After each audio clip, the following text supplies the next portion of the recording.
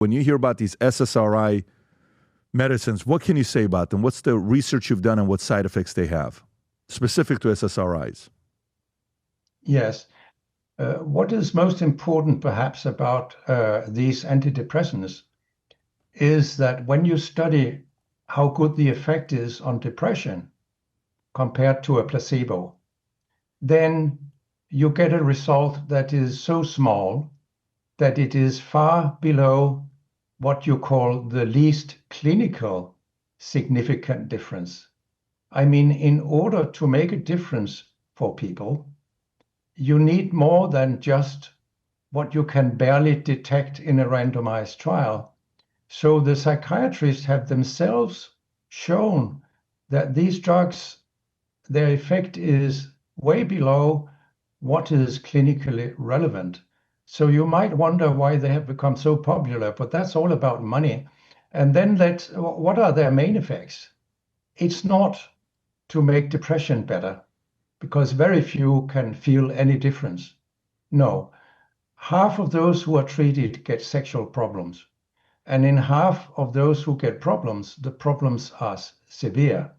For example, males who become impotent or cannot get ejaculation, and females who cannot get orgasm, and these effects can actually become permanent, so that when people have stopped the antidepressants, they might be incapacitated for life.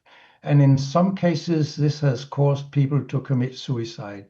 So this is one of the very bad effects of depression pills. But there is another one, and that is that they double not only the risk of suicide, they actually double suicides, and not only in children, but also in adults.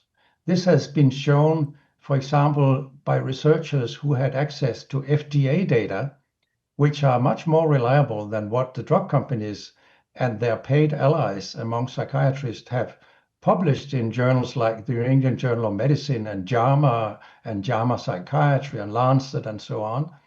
So, and suicide prevention programs all over the world, they recommend antidepressants if you are suicidal. I was invited to Washington, D.C. in June by a veterans group. So we had a meeting in Capitol and also a press conference. And what has happened was that when the Veterans Administration introduced a suicide prevention program, it of course involved antidepressants, because such programs always recommend antidepressants.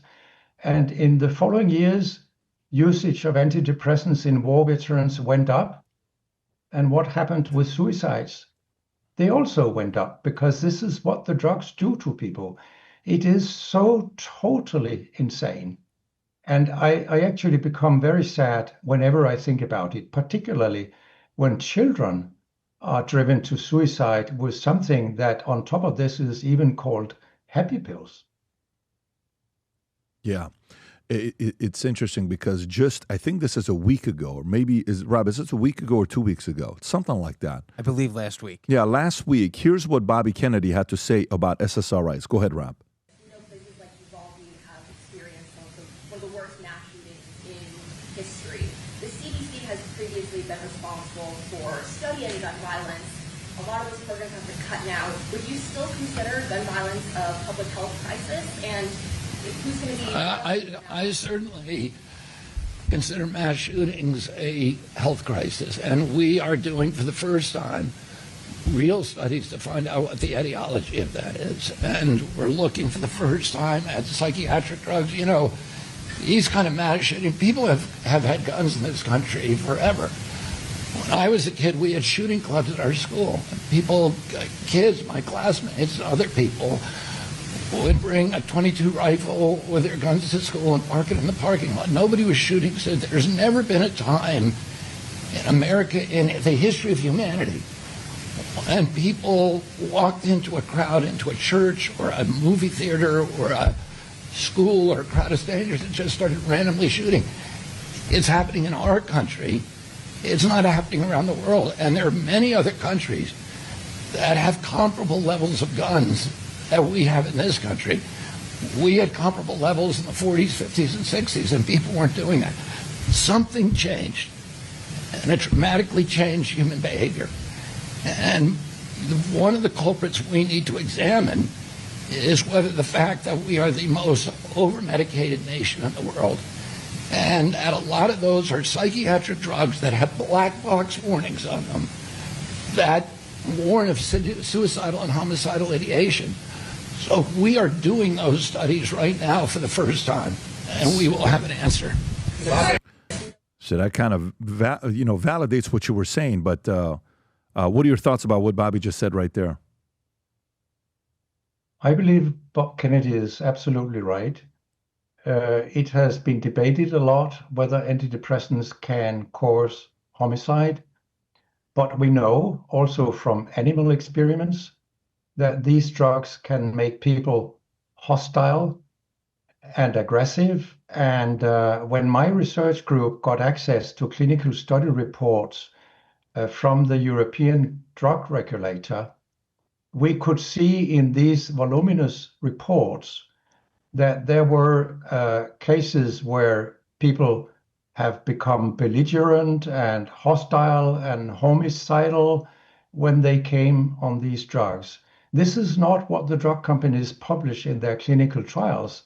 They delete such information. They even delete suicide attempts. We have also shown this by having access to confidential study reports that 2 suicide attempts on fluoxetine in children, fluoxetine, that's Prozac, they didn't appear in the published report, but only in the internal Eli Lilly company report. This is fraud, and it kills people. The fraud kills people. When Prozac was marketed, it became the most complained about drug in America. There were an enormous amount of reports on suicidality and homicidality and so on.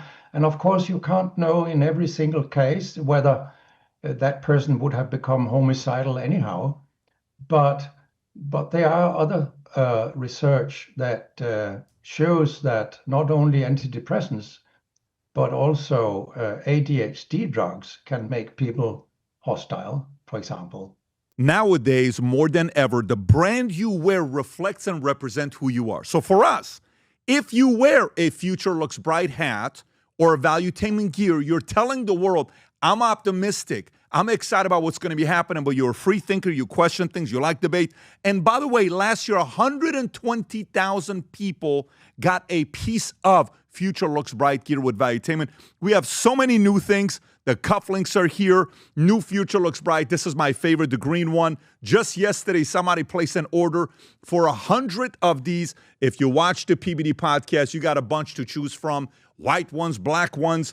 If you smoke cigars and you come to our cigar lounge, we have this high quality lighter cutter and a holder for the cigars. We got sweaters with the Valuetainment logo on it. We got mugs. We got a bunch of different things.